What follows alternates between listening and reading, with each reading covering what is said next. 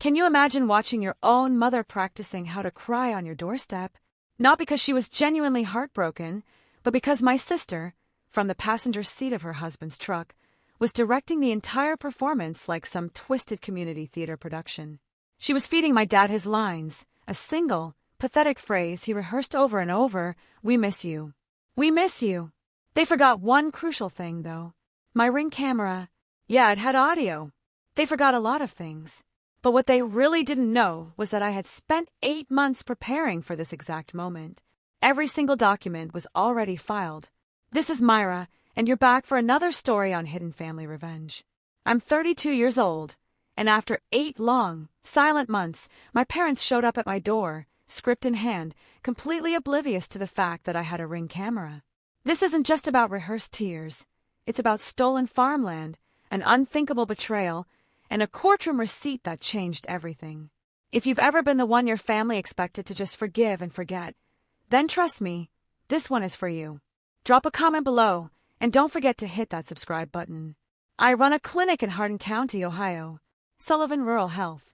I named it after my grandmother, Ruth, not my parents. 5 years ago, I built it from a converted feed store, fueled by a small business loan, 3 months of absolutely no sleep, and the kind of stubbornness you only develop when you grow up in a family that constantly tells you your dreams are inconvenient.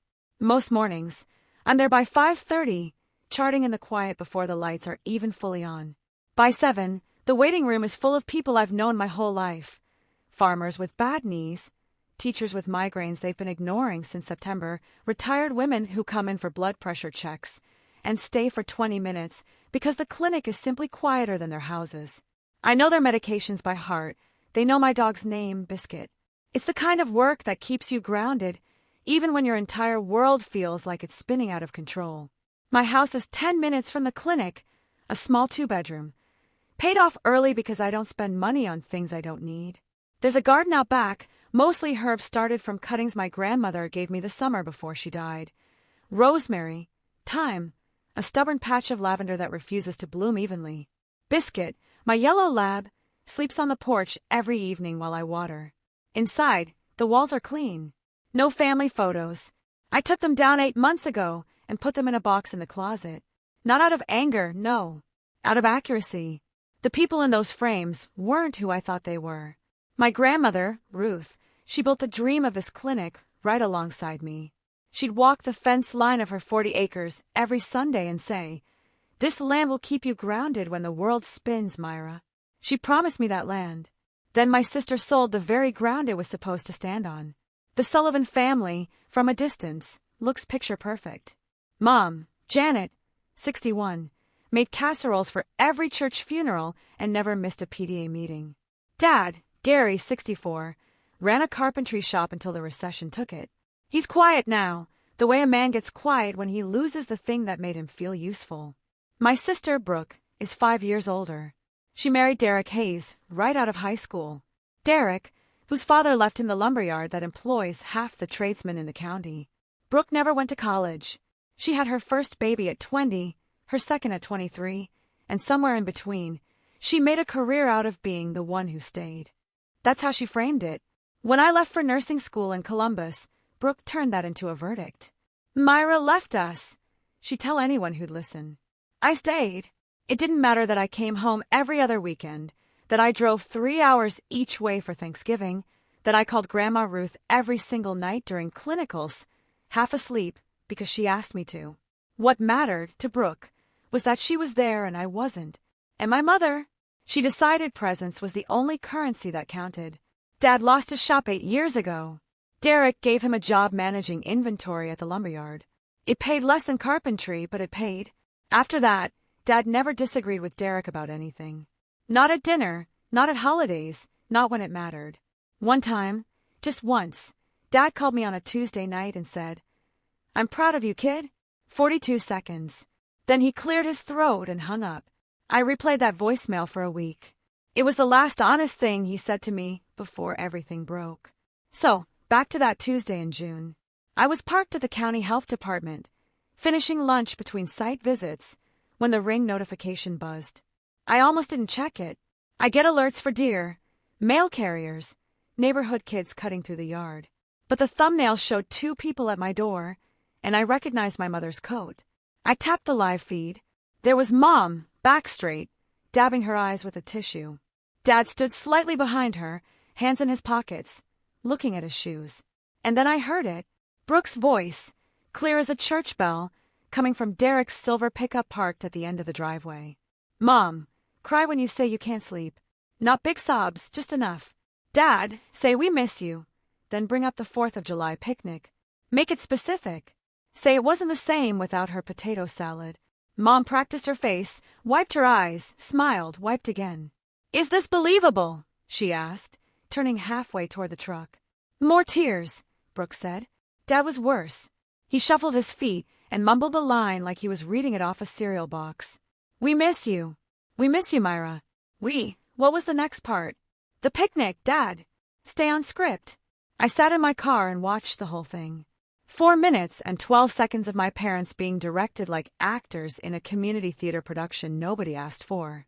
My dog would have been embarrassed. I finished my granola bar. I saved the video. Then I drove to the clinic, saw 3 more patients, and didn't think about it again until I got home that evening and found their car still in my driveway. They had been waiting 4 hours. To tell you why I stopped talking to my family, I have to tell you about the land. 40 acres of flat Ohio farmland, fenced on 3 sides, with a creek running through the southwest corner and a barn my grandfather built in 1971. My grandmother, Ruth Sullivan, owned every inch of it. She was born on it, married on it, raised her daughter there, and buried her husband under the old oak near the property line. That land was Ruth. Every Sunday after church, Grandma and I walked that fence together. She'd point at the creek and say, "Your grandfather proposed to me right there, standing in the mud." She checked the fence posts, not because she expected them to break, but because walking that line was how she remembered who she was. She told me the land was mine. Not in a will, that was always the problem, but in words, in front of the whole family, more than once. Myra gets the 40. She's the one who will take care of it. Brooke never argued. She had Derek's money, the new house, the lumberyard. What did she need 40 acres of soybeans for? Then Grandma got sick. Pancreatic cancer. Fast and mean. She went from walking the fence line to a hospital bed in 11 weeks. Brooke volunteered to handle Ruth's finances. She positioned herself as the dutiful granddaughter, the one close by, the one who could drive to the bank, the one who'd sit with the lawyer. She asked Ruth for a durable power of attorney. "Just to pay bills while you're in treatment, Grandma," she'd said. Ruth signed it. I was working double shifts at the clinic, trying to keep the doors open, and visiting Grandma every night after close. I asked Brooke to see the financial records once. She just scoffed. "Grandma asked me, not you." Grandma Ruth died on a Thursday in July, 14 months before the day my parents showed up at my door. I was holding her hand. Brooke arrived 2 hours late, smelling like the salon. The funeral was on Saturday. Half the town came. Pastor Jim gave the eulogy. Clara, Ruth's younger sister, sat in the front row and didn't speak to anyone for 3 days afterward. We buried Ruth next to Grandpa under the oak. 5 weeks later, I was at the clinic, doing what I always do when I can't sleep, pulling county records online, checking property filings for patients who needed assistance applications. Force of habit, nurse brain. I typed Sullivan into the search bar, and the screen loaded a new entry. Transfer of property, Ruth E. Sullivan to Derek A. Hayes. 40 acres. Purchase price, $120,000. Date of transfer, 5 weeks after the funeral. I stared at the number. Then I pulled up comparable sales for agricultural land in Hardin County. $310,000 to $320,000. My heart started to hammer. I called Brooke. "Did you sell Grandma's land?" Silence. Then, it was the estate's decision. "There is no estate executor, Brooke. You used the power of attorney. It was for the family." "Whose family?" I called my parents. "Mom," said Brooke, told her the sale was necessary for medical bills. Dad said nothing. I checked Ruth's medical bills that night. Medicare covered the hospital. My supplemental insurance plan, the one I set up for Ruth through the clinic 2 years ago, covered the rest. 94% total coverage. There were no outstanding bills. Not one. The land was worth over $300,000. Derek paid $120,000. And my parents knew. That night, I took every single family photo off my walls, wrapped them in newspaper, put them in a cardboard box, slid the box into the closet. Biscuit watched from the couch like he knew. The next morning, I called Brad Ellison, an estate attorney 2 counties over. I picked someone outside Hardin County on purpose. In a small town, everybody talks, and I needed someone whose cousin didn't bowl with Derek. Brad reviewed the facts in 30 minutes. A durable POA grants authority to manage assets in the principal's best interest. Selling 40 acres of prime farmland to your own son-in-law for less than 40% of market value is not in the principal's best interest. That's breach of fiduciary duty.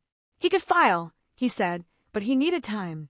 An independent appraisal, copies of the original POA document, transaction records from the county recorder's office, comparable sales data. All of it takes months. You don't walk into a courtroom with a hunch. I told him to start. Then I opened the family group chat, the one Brooke had removed me from twice before, and typed one message. I know about the land. I know about the price. I know about the medical bills that didn't exist. Don't contact me. Brooke replied in under a minute. You're being dramatic. Grandma would be ashamed. I didn't respond. I left the group. I blocked all 4 of them. Mom, Dad, Brooke, Derek. Changed the clinic's front desk instructions. If anyone named Sullivan or Hayes calls, take a message. I'll return it when I'm ready. I wasn't running. I wasn't sulking. I was building a case. And building a case takes patience, paperwork, and the kind of silence that makes guilty people nervous. 8 months. That's how long the silence lasted. In that time, I saw 41 patients a week, filed insurance appeals for 12 of them, hired a part-time receptionist named Donna, and trained a nursing student from Ohio State. I ran the clinic, paid my mortgage, and watered Grandma's herbs.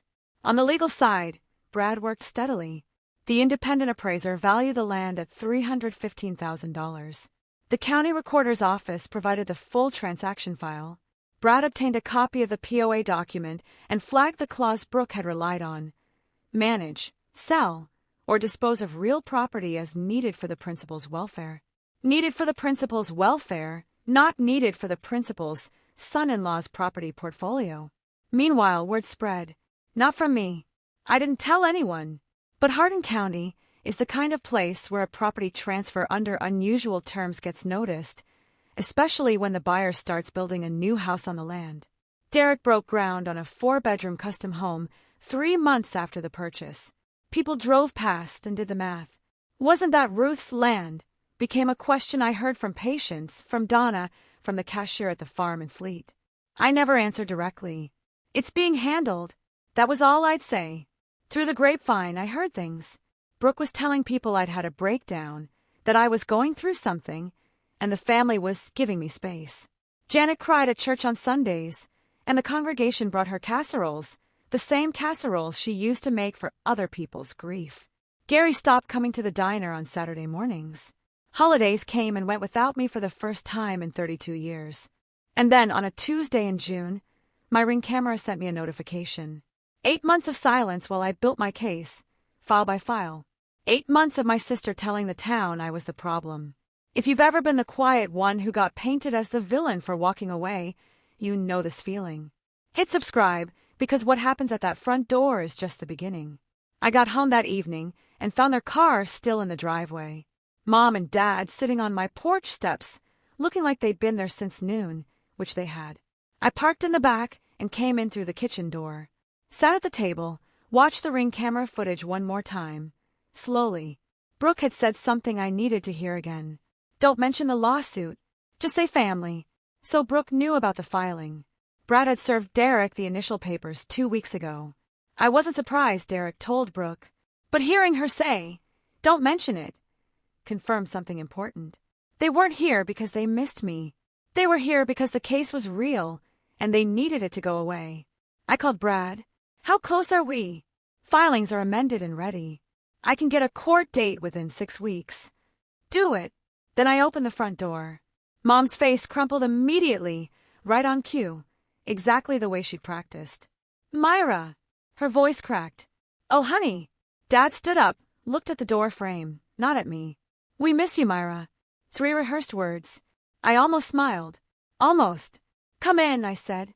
I just made coffee. They looked at each other like I'd spoken in a language they didn't expect. But they came in, sat at my kitchen table. Mom kept touching my hand across the tablecloth. Dad held his mug with both hands and said very little. I asked about their health. Mom's knee.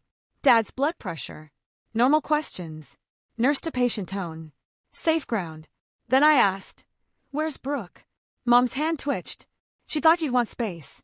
"You know how she is," she said. Mom paused. "She said you chose strangers over your own blood." We sat in my kitchen for 40 minutes. Mom talked about the weather, the church potluck, how Mrs. Henderson's hip replacement went wrong. Dad mentioned the lumberyard. Said business was slow. Neither of them asked about the clinic. Neither of them asked about me. Finally, Dad cleared his throat, the way he does before he says something Brooke told him to say. "Myra, your mother and I have been talking about the Founders' Day picnic." Founders' Day, the biggest community event in Hardin County. Every July, the town sets up in Memorial Park. Food booths, live music, a stage where the mayor gives a speech nobody listens to, and the County Historical Society lays out property maps and old photographs. Everyone comes. Everyone sees everyone. "We want you there," Mom said, "as a family." She leaned forward. "People talk, Myra. We want them to see we're okay." There it was. Not "we miss you." Not "we were wrong." But "we want people to see we're okay." The rumors about the land had gotten louder. Derek's construction on Ruth's 40 acres was visible from the main road. People were asking questions, and Brooke couldn't control the answers from her living room anymore. They needed me at Founders' Day, smiling, standing next to them, proving to the town that everything was fine, that the Sullivans were still solid, that whatever happened with Ruth's property was nobody's business.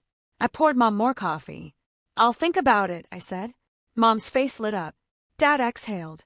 They left 20 minutes later, and Mom hugged me at the door like she'd won something. I watched them drive away.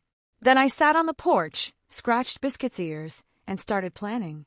2 days later, Derek walked into my clinic for the first time in his life. He'd never set foot in the building. Not when I opened it.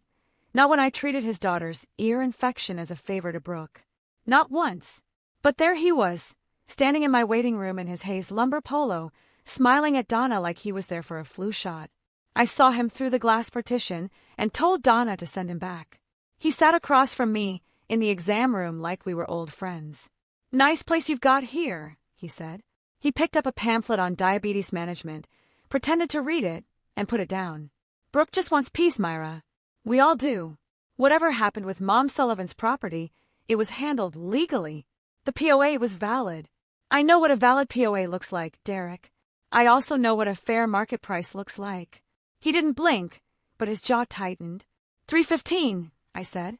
"That's what the independent appraisal came back at. You paid $120. He stood up, adjusted his collar, looked down at me like he was about to deliver the line he'd been saving. That land was wasted on a girl who left. I let the words sit in the room for a moment. Then I stood up, opened the exam room door, and said, "Thanks for stopping by. Clinic closes at 5. He walked out without looking at Donna. I closed the door, sat back down, and noticed my hands were shaking. Not from fear, from restraint. Donna knocked. "You okay?" "Fine. Pull up Ruth Sullivan's patient file for me, would you?" I called Brad that afternoon. Accelerate the timeline. Derek came to see me. Brad filed the amended complaint the next morning and served a subpoena to Derek's attorney, requesting all records related to the land purchase, appraisals, communications, closing documents. Then I made 2 more calls. The first was to Martha Tillman. Martha is the Hardin County assessor. She's been in that office since before I was born, and she was one of my grandmother's closest friends. They played bridge together every Thursday for 30 years. Martha knew about the land sale. She'd processed the transfer herself. "I flagged it internally," she told me. "The price was well below assessment. But without a formal complaint, there's nothing the county does. It just goes through." "There's a formal complaint now," I said. Martha was quiet for a moment. "Good." The second call was to Clara, my grandmother's younger sister. Clara was 75, sharp as a scalpel, and she'd been cut off from Ruth's life during those final months. Brooke had managed that, too. Reducing visits, screening phone calls, deciding who got access. Clara hadn't forgiven herself for not pushing harder. Ruth told me things, Clara said. She told me she didn't want Brooke handling the money, but by then the papers were signed. I asked Clara one question. If I needed you to say what you know publicly, would you? Ruth would want me to, she said. She'd want me to stand right next to you. The last call was to Pastor Jim. He'd witnessed Ruth say, in front of the entire Wednesday night Bible study, that the land belonged to Myra. I didn't ask him to fight for me. I asked him to be there. I promised Ruth I'd look after you, he said. Just tell me when. Brooke found out about the subpoena on a Thursday. By Friday morning, she'd launched her counterstrike. She didn't come at me directly. That wasn't Brooke's style. She went around. 3 of my patients mentioned it within a week. Mrs. Patterson, who's been coming to the clinic since I opened it, said Brooke called her at home. Your sister called me, she said. She said you're going through some personal issues, and she just wanted me to be aware. Mrs. Patterson paused. She didn't sound concerned. Then Mr. Whitfield, who farms soybeans on the parcel next to where Ruth's land used to be. Derek's wife stopped by the co-op and asked if I knew you were having trouble. I told her the only trouble I know about is my left shoulder. And finally, Helen Morrison, 70 years old, retired school principal, the kind of woman who can silence a room by raising one eyebrow. Helen came in for her regular checkup and sat on the exam table with her arms crossed. Myra, I need to tell you something. Brooke Hayes is calling around town telling people you've had some kind of episode. I checked Helen's blood pressure. 132/80. A little high.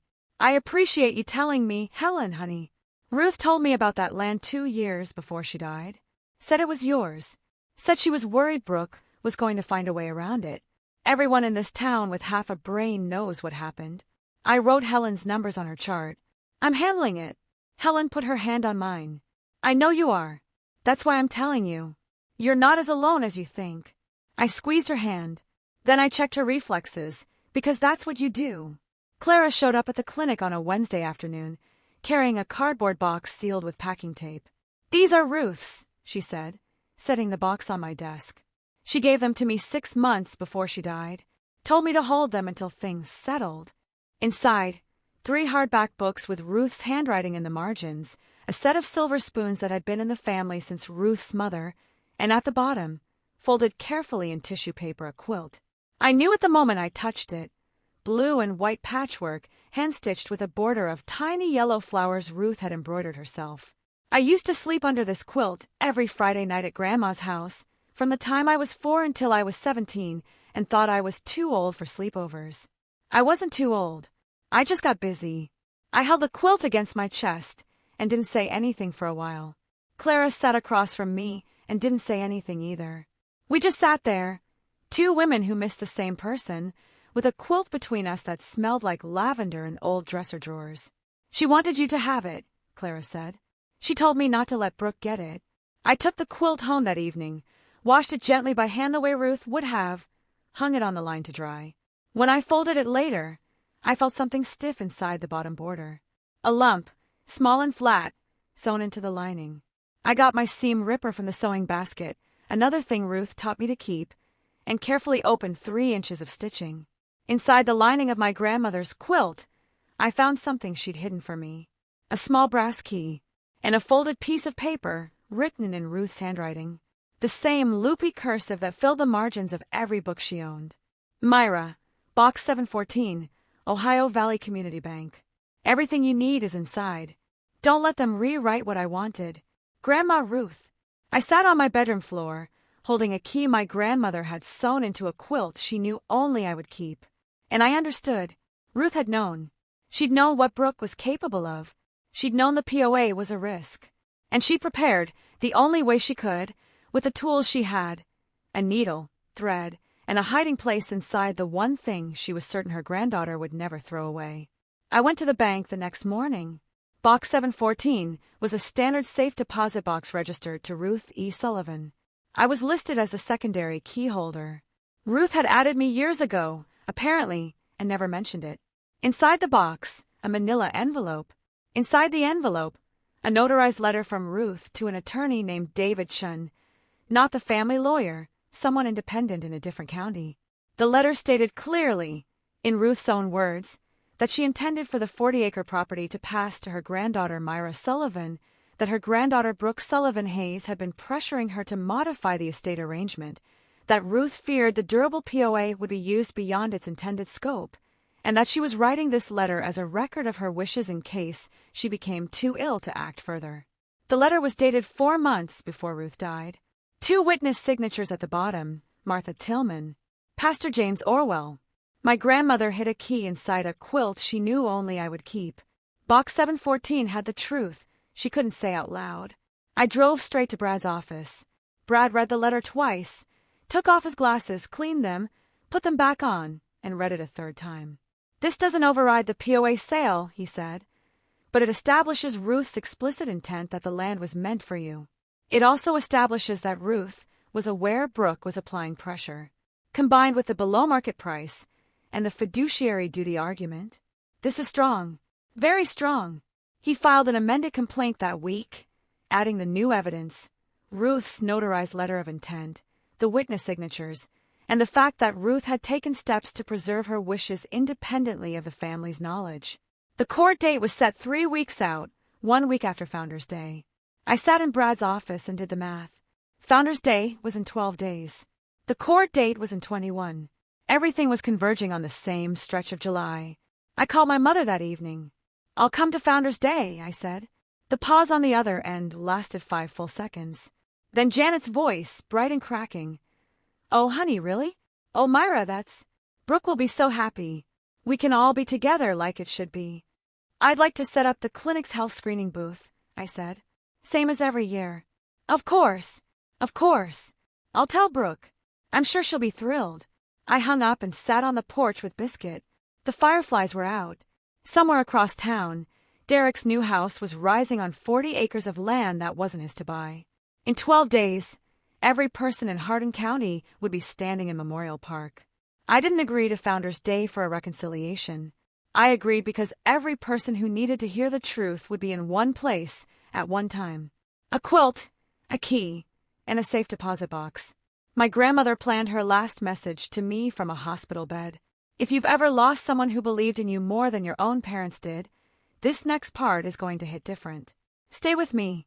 Brooke heard I was coming and didn't react the way you'd expect. She didn't call me. She didn't text. She went straight into production mode.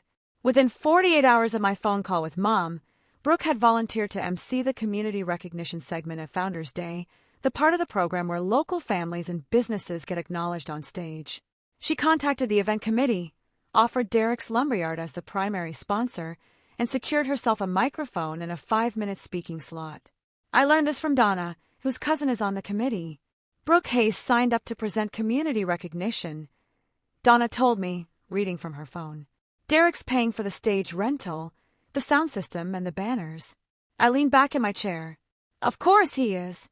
Brooke wasn't celebrating. She was fortifying. If she controlled the microphone, she controlled the narrative.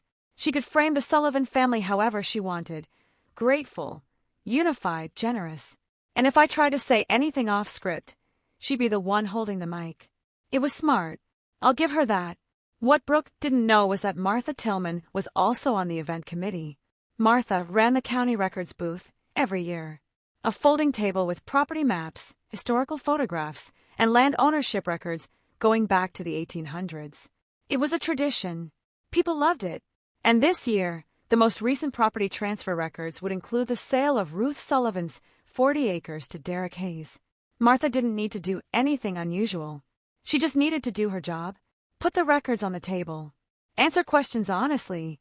The truth doesn't need a stage. It just needs to be visible.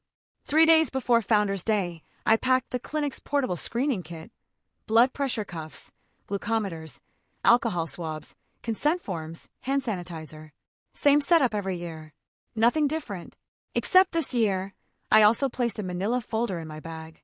Inside, a copy of the independent appraisal, a printout of the county property transfer, and a photocopy of Ruth's notarized letter. I wasn't planning a confrontation. Confrontations require 2 people willing to fight. I was planning for the possibility that someone would ask a question, and I would need to answer it honestly. I met Martha at the diner on Route 9 for coffee. She didn't ask about the case. She knew enough. She said, "The records booth will have a standard county transfer log. Everything's public. If someone asks about a transaction, I give them the facts. That's my job. That's all I'm asking. You're not asking me anything, Myra. I'm just doing what I do every year."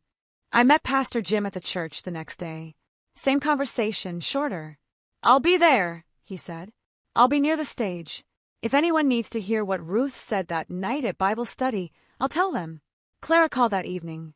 "I'm bringing the quilt," she said. "Ruth told me once, when Myra is ready, give it back to her where everyone can see." I think she meant Founder's Day. I didn't argue. Ruth had been planning something long before I was. I laid the folder on my kitchen table that night and looked at the 3 documents inside. An appraisal, a transfer record, a letter from a woman who loved me enough to sew a key into a quilt. I wasn't ambushing anyone, I told Biscuit. I was just done being the one who stays quiet. Founder's Day broke clear and hot. 86 degrees by 9 in the morning. Not a cloud. Memorial Park filled early. Families with coolers. Kids with popsicles already dripping down their wrists. The high school marching band warming up near the gazebo. The volunteer fire department was grilling corn. The Lions Club had a dunk tank. And right in the center of the main path, my booth, Sullivan Rural Health Clinic, free blood pressure screenings. I'd been set up since 7:30. Cuff on, cuff off. Write the number, smile, next patient. By 10 o'clock, I'd screened 22 people and recommended 4 follow-up appointments. Normal day. Then the silver truck pulled in. Derek's pickup, freshly washed, parked in the VIP sponsor spot near the stage. Brooke stepped out first. Sundress, heels, hair that took an hour. Derek followed in a blazer. Then my parents climbing out of the back seat like passengers who'd been told where to sit. Mom wore the blue cardigan she saves for church. Dad looked like he'd rather be anywhere else. Brooke scanned the park, found me at the booth, and smiled. Not at me. At the situation. She had her stage, her microphone, her sponsor banner. Everything was under control. Janet made a beeline for my booth. She grabbed my arm with both hands and pulled me into a hug, making sure the 3 women at the next table saw every second of it. "Look at us," she said, loud enough for an audience. "Together again, like it should be." Dad shook my hand firm. His eyes were wet. "Glad you came, kid," he said, and for a half-second I believed him. Then I saw his other hand tapping his thigh, the same nervous rhythm he tapped during Brooke's rehearsal on my porch.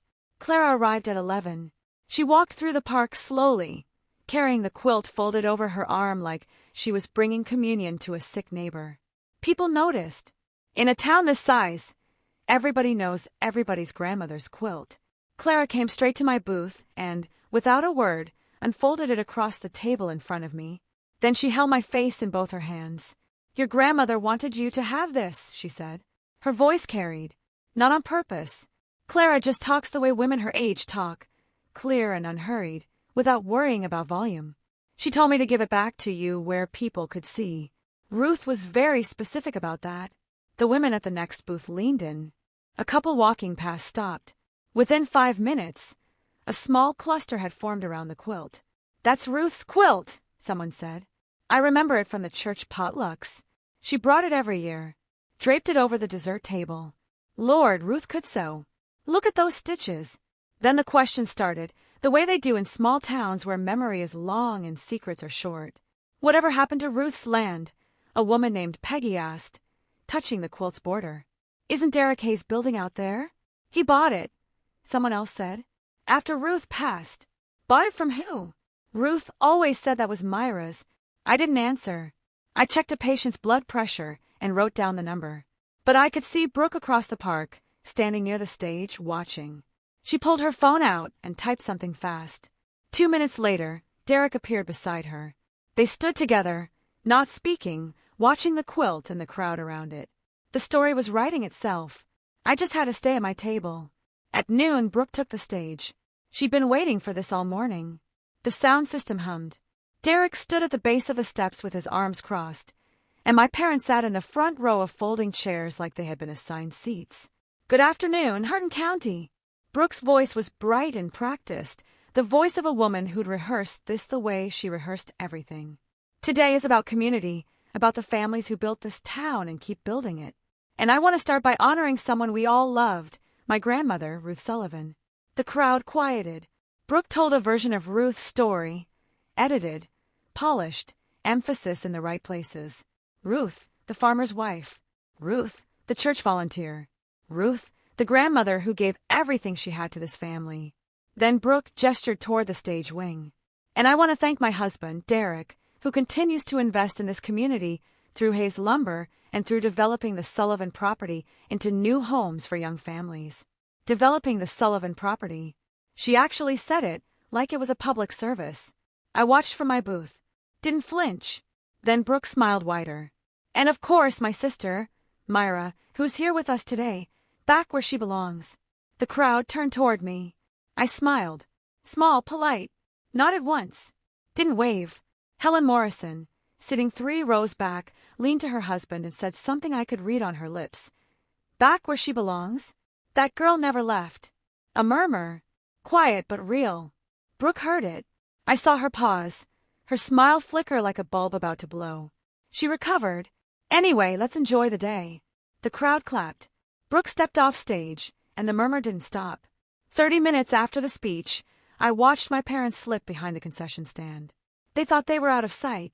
Clara was buying lemonade 10 feet away, and she has the hearing of a woman who grew up without television. She told me later, word for word. Janet grabbed Gary's arm. Gary, I know we were wrong about the land about Myra. Gary looked at the ground. Then why are we still pretending? Because Brooke said if we don't, Derek will. Janet stopped, swallowed, didn't finish. Gary waited. Janet shook her head. It doesn't matter. We're here. Myra is here. Let's just get through the day. Gary pulled his arm away gently. The gentlest thing he'd done in 8 months. I'm tired of getting through days, Janet. Clara brought me the lemonade and the conversation 20 minutes later. I stood behind my booth, checking glucometer strips, and listened. My mother knew. She'd always known about the land, about the price, about the lie. And she'd gone along with it because Brooke told her to, and because behind Brooke stood Derek, and behind Derek stood Gary's paycheck. It wasn't ignorance. It was arithmetic. My father's job against my inheritance. My trust against their comfort. They'd waited, and I'd lost. The near sympathy was real. Janet's guilt was real. Gary's exhaustion was real. But guilt without action is just self-pity with better lighting. They could have called Brad themselves. They could have told the truth at any point in 8 months. They could have stood on my porch and said, we were wrong, without Brooke directing them from the truck. They didn't. So, I went back to checking blood pressures. 120/78. Normal range. It happened at 2 o'clock, during the quietest part of the afternoon. Martha Tillman was at her county records booth. Same spot she'd held for 15 years. Same folding table. Same laminated maps. This year, she had the standard property transfer log open, the one that records every sale in the county over the past 18 months. Tom Briggs walked up. Tom's a soybean farmer in his 60s, whose land borders what used to be Ruth's property. He's the kind of man who reads the farm report before breakfast and knows the price of every acre within 20 miles of his fence line. Tom leaned over the log and ran his finger down the entries. Stopped. Read it again. Then he looked up at Martha and said, loud enough for the people at the booths on either side to hear, when did this happen? Ruth always said that 40 was Myra's. Martha adjusted her glasses. Transfer recorded September of last year. Purchase price, $120,000. Tom straightened up. 120. Martha, that parcel is worth 3 times that. I know, because I looked into buying the 10 acres next to it last spring. They wanted 85 per for 10. People turned. A woman at the quilt booth stopped mid-sentence. 2 men near the lemonade stand put down their cups. The math was happening in real time, on dozens of faces, all at once. $315,000 of farmland sold for $120,000 to the granddaughter's husband 5 weeks after the grandmother died. Nobody needed a lawyer to explain it. In a farming community, everyone knows the price of dirt. I watched from behind my blood pressure cuff as the truth moved through the crowd like a weather front. Brooke was still near the stage. She saw the cluster forming at Martha's table. Her chin lifted. Her phone came out. Brooke crossed the park in under 30 seconds. Heels sinking into the grass. Sundress whipping behind her. Derek half a step back, trying to keep up. She didn't go to Martha's table. She came to mine. She planted herself on the other side of my booth, palms flat on the table, Ruth's quilt bunched between her fingers. You planned this. Her voice was a controlled burn, the kind that sounds calm but smells like gasoline. You brought that old woman with the quilt. You told Martha to put those records out. Martha is the county assessor, I said. I put down my stethoscope. She shows records. That's her job. You're trying to embarrass this family. I'm standing at my booth checking blood pressures. You came to me, Brooke. People were watching, a dozen at least, and more drifting over. In a small town, raised voices at Founders Day are better than any fireworks. Derek put his hand on Brooke's shoulder. Let's go. But Brooke shook him off. She leaned across the table.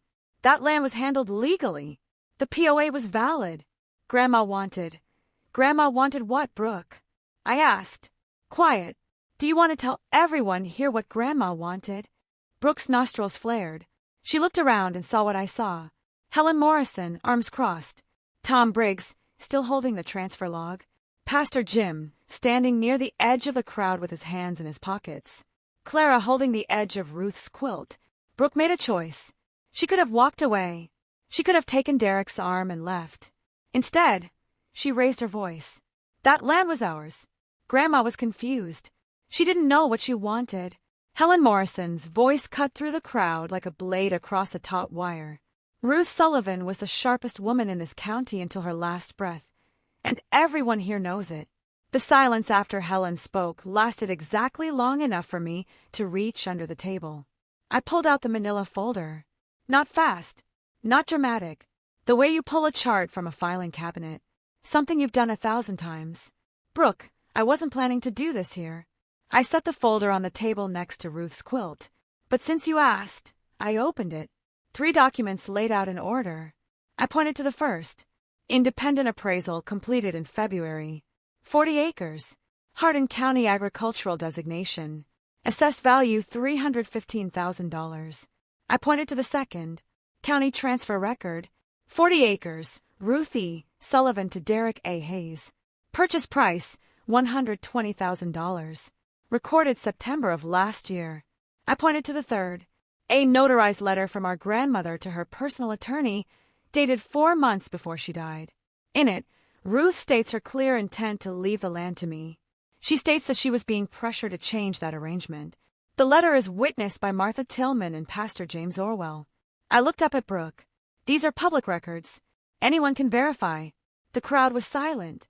Not the polite silence of a speech. The loaded silence of a room full of people doing arithmetic. Brooke's face went white. Not red. Not flushed. White. The color drained from her like someone pulled a plug. Derek took a step backward. Just one, but everyone saw it. Mom stood up from her folding chair, mouth open, no words coming out. Dad stared at the ground. I didn't raise my voice. I kept each sentence short and flat. I wasn't performing. I was filing a report. That's what nurses do. I didn't bring a script, Brooke. I brought receipts. Brooke exploded. There's no other word for it. She'd spent her entire adult life managing the Sullivan family narrative. Who knew what? Who said what? Who got invited to what? And in 90 seconds, a folder on a picnic table had undone all of it. You ungrateful! She was screaming. Actually screaming at Founders Day, in front of the corn booth and the dunk tank and 300 of her neighbors. I took care of Grandma. I was there every single day while you were playing nurse in your little clinic. You were there, I said. Same volume, same tone. With a power of attorney. And a buyer. Brooke spun toward our mother. Mom, say something. Janet opened her mouth, closed it, looked at her shoes. The same look she'd had in my kitchen 3 weeks ago, and in every room where Brooke needed backup and Janet couldn't provide it. Dad stepped forward. His hands were shaking, and when he spoke, his voice was rough, like it hadn't been used in a very long time. Brooke, stop. Dad, don't you dare. She's right. Gary Sullivan looked at his youngest daughter for the first time in 8 months with something that might have been honesty. We knew. Your mother and I knew. We knew about the price. We knew it wasn't right. Brooke stared at him. Her mouth moved, but nothing came out. Gary turned to me. I'm sorry, Myra. I should have said it a long time ago. I stepped around the booth, stood 3 feet from Brooke. Everyone was watching. I could hear a kid asking for ice cream somewhere behind me, and the distant thump of the marching band warming up for the afternoon set. Normal sounds on an abnormal day. I kept my voice low. Not a whisper, just the voice I use when I'm telling a patient something they don't want to hear. Dad rehearsed "We Miss You" on my porch 3 weeks ago. You directed him from Derek's truck. My Ring camera has audio, Brooke. Janet put her hand over her mouth. Gary closed his eyes. Brooke went completely still. Not the stillness of composure. The stillness of a person who has run out of moves. You said I chose strangers over my own blood? I looked around. Clara was holding the quilt. Martha was standing by her records table. Pastor Jim had his hands folded. Helen Morrison hadn't uncrossed her arms. 20 years of patients and neighbors and people whose blood pressures I'd checked, and whose kids I'd treated, and whose parents I'd sat with in their final hours. Blood didn't choose me, Brooke. I chose myself. Clara stepped forward without being asked. She took Ruth's quilt and placed it over my shoulders gently, the way Ruth used to tuck it around me on Friday nights when I was 4 years old and the world was small enough to fit inside a farmhouse. Nobody clapped. Nobody needed to. The quilt was warm. Derek grabbed Brooke's arm. "We're leaving now." He was already moving, pulling her toward the truck, his sponsor banner flapping in the breeze above an empty stage. I said his name. Not loud, just enough. "Derek." He stopped, turned halfway. "The complaint's already filed. Breach of fiduciary duty. Court date is in 2 weeks. His neck went red. The Hayes lumber polo suddenly looked too tight. "You can't." "I can." And I did. 8 months ago. He stared at me. I stared back. 8 months of silence. 8 months of Brooke calling me dramatic. 8 months of building a case, file by file by file. And it all came down to a man in a parking lot realizing he'd underestimated a nurse. You told me that land was wasted on a girl who left. But I'm still here, Derek. Standing on the ground Ruth wanted me to stand on. He didn't respond. He turned, walked Brooke to the truck, opened her door and shut it. The engine started. They pulled out of the VIP spot slowly, the only speed available when 100 people are watching you leave. My parents stood in the grass. Mom was crying. Real tears this time, not the ones she practiced on my porch. Dad had his hands in his pockets. Neither of them moved toward the truck. Neither of them moved toward me. They just stood there, halfway between their 2 daughters, exactly where they'd always been. The marching band started their set 10 minutes later. The corn booth sold out by 3. Kids won goldfish at the ring toss and lost them by 4. Founders Day kept going, the way small towns keep going, because the schedule is printed and the ice cream won't keep. But my booth was busier than it had ever been. Not because blood pressure season had suddenly arrived, but because people wanted to walk up, stand in front of me, and say something. "Ruth would be proud, honey. We're glad you stayed. My numbers are fine, but I needed to shake your hand." Helen Morrison came by last, right before tear down. She sat on the folding chair next to my booth, watched me pack up the cuffs and the glucometer, and said, "You didn't need to prove anything to anyone in this town, Myra." I wasn't proving anything. I was just telling the truth. Same thing in the end. Martha Tillman stopped by on her way to her car, records boxed under one arm. "If the court needs my testimony, I'm available." She nodded once. Then she walked away, the way county officials walk away from everything, steadily and without looking back. The court date came 2 weeks later. Derek's attorney called Brad the morning before the hearing and offered to settle. Full restitution of the price difference, $195,000, plus Myra's legal fees. Brad called me at the clinic between patients. They don't want a public trial. Derek's attorney said the community response at Founders Day made it clear a jury wouldn't go their way. I leaned against the wall of my exam room and thought about it for 30 seconds. I didn't want the land back. Not from Derek. His foundation was already poured, his framing already up. You can't unbuild a house. What I wanted was the money Ruth intended for me, the value of what was taken. "Accept it," I said. The settlement funded the clinic expansion I'd been planning for 2 years, a pediatric wing, and a rural women's mental health program.